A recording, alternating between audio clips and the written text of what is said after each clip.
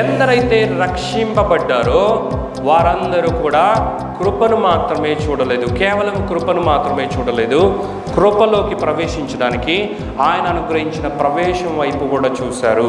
మరి ఆ ప్రవేశం పేరే, ఆ డోర్ పేరే, ఆ ప్రవేశమే విశ్వాసము అని దేవుని వాక్యం సెలవిస్తుంది. కృపలోకి మనం ప్రవేశించాలి అంటే మనకు ఒక యాక్సెస్ కావాలి.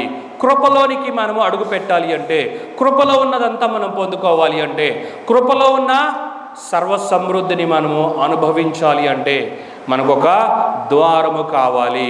ఆ ద్వారం పేరే విశ్వాసము. దేవుని నామానికి మహిమ కలుగును గాక. కాబట్టి విశ్వాసము ద్వారా కృపలోనికి మనం ప్రవేశించాలి అని దేవుడు కోరుకుంటున్నాడు. విశ్వాసం అనేది ద్వారం ఒకటి ఉంది. ఈ ద్వారం గుండా మీరు వెళ్తేనే కృపలోనికి వెళ్తారు అని దేవుని వాక్యం సెలవిస్తుంది. యేసుక్రీస్తు దీనిని ప్రకటించుటకే ఈ భూమి మీదకి వచ్చాడు. అందుకే ఆయన కృపగా అయ్యాడు, అందుకే ఆయన కృపామయుడు అని దేవుని వాక్యము సెలవిస్తుంది. అందుకే యేసుక్రీస్తు కృప, యేసు కృప అని మనం చెప్పుకునే విధముగా దాన్ని దేవుడే ప్రతిష్ఠించాడు అని దేవుని వాక్యం సెలవిస్తుంది.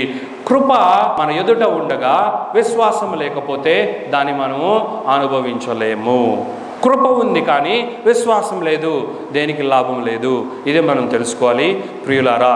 కాబట్టే మనమంతా ఈ రాజ్యంలో, యేసయ్య రాజ్యంలో చేర్చబడ్డాము. ఎందుకనగా మనము కృప వచ్చినప్పుడు వెంటనే విశ్వాసాన్ని కూడా మనం హత్తుకున్నాము.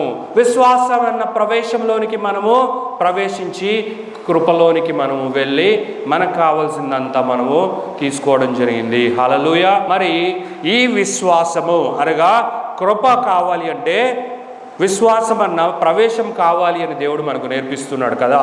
మరి ఈ విశ్వాసము ఏ విశ్వాసము?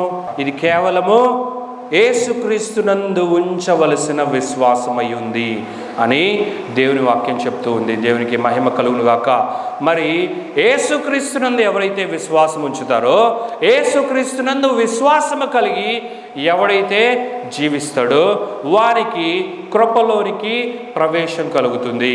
కృపలోనికి ఒకడు రావాలి అంటే యేసుక్రీస్తునందు విశ్వాసం ఉంచాలి. యేసుక్రీస్తే ప్రభు అని, యేసుక్రీస్తే దేవుడని, యేసుక్రీస్తే రక్షకుడని, యేసుక్రీస్తే దేవాతి దేవుని యొక్క కుమారుడు అని, తండ్రైన దేవుడు పంపిస్తేనే యేసుక్రీస్తు భూమి మీదకి వచ్చాడు అని, తండ్రి చిత్తాన్ని నెరవేర్చడానికి యేసుక్రీస్తు భూమి మీదకి అడుగు పెట్టాడు అని, యేసుక్రీస్తు మనవలే మానవ స్వరూపాన్ని ధరించుకొని ఆయన 33 సంవత్సరములు జీవించి ఏ పాపము లేకుండా, ఏ మచ్చ కలంకము లేకుండా, ఏ అపవిత్రత లేకుండా పరిశుద్ధుడుగా జీవించి మన పాపములన్నీ ఆయన పైన వేసుకొని ఆయన పాపముగా మారిపోయి మనలందరినీ ఆయనలో ఉన్న నీతిని అనుగ్రహించి నీతిమంతులుగా చేసి ఆయన మనందరి కొరకు ప్రాణం పెట్టి మరణించి పునరుత్థానుడై తిరిగి లేచి సజీవుడుగా ఆయన ఉన్నాడు అని, మృతులలో మృతుడుగా ఇక ఏ మాత్రమో యేసుక్రీస్తు లేడు అని, ఆయన సమాధి తెరచబడి ఉంది అని, ఆయన ఇప్పుడు పరలోకములో తండ్రి కుడి పార్శ్వమున కూర్చొని ఉన్నాడు అని, మనందరి కొరకు ఆయన విజ్ఞాపన చేస్తూ ఉన్నాడు అని, మనందరి పాపముల కొరకు, మన జీవితముల కొరకు మాత్రమే కాదు, ఈ లోకంలో ఉన్న ప్రతి ఒక్కరి కొరకు కూడా ఆయన విజ్ఞాపన చేస్తూ ఉన్నాడు అని ఎవరైతే విశ్వాసం ఉంచుతారో హల్లెలూయా వారందరూ కూడా ఆయన అనుగ్రహించిన ఉచితమైన కృపలోనికి ప్రవేశిస్తారు అని దేవుని వాక్యము సెలవిస్తుంది. దేవునికి మహిమ కలుగును గాక.